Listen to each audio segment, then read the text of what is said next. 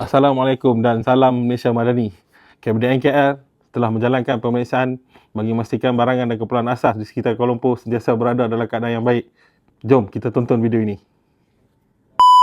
Selamat pagi, how are you today? Okay, kita dari KPDN nama saya Syakila dari KPDN KL Okay, kita buat pemeriksaan biasalah. Kat sini you ada jual minyak masak ke? Okay, I nak tengok e-cost boleh? Okay, sistem ada? Kalau you check e-cost, macam tu orang beli dekat you, macam mana you masuk sistem? You boleh buka ke siapa yang buka? Bos you? Mak yang buka. Okay, e-cost you ada, minyak masak ada. Okay, I nak tanya, LPG ada jual tak? Gas? Yes, ada.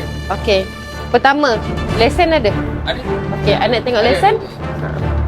So, lesen dia masih hidup 12/10/2028. Okay, kuantiti yang dibenarkan 135 kg. Saya nak tengok stok boleh?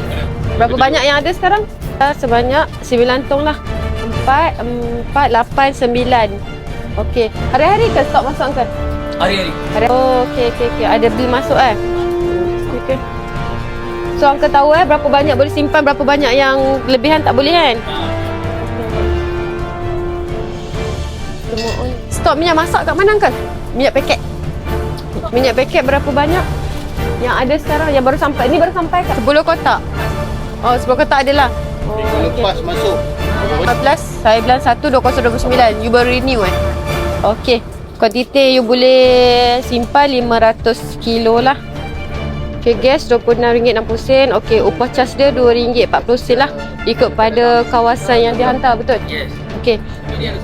Maksimum you boleh bagi berapa harga? Maksimum cas penghantaran you. Sekarang ni harga gas RM26.60. Betul? Okay, you cas dia RM2.40. Okay, maksimum you boleh tarik 30 sahaja. Oh, okay. I nak beli. I orang Malaysia. Macam mana you nak pastikan kalau dia tak ada record?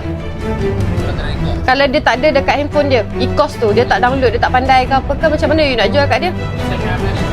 Dia tolong. Dia akan download. Oh. You download dekat dia lah. Kalau dia tak ada handphone? Mesti ada lah.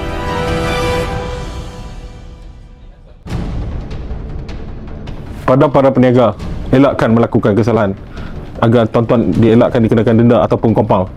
Untuk kesalahan di bawah Akta Kawalan Bekalan 19 nombor 1, tuan-tuan boleh didenda tidak melebihi RM1 juta ataupun penjara tidak melebihi 3 tahun atau kedua-duanya sekali.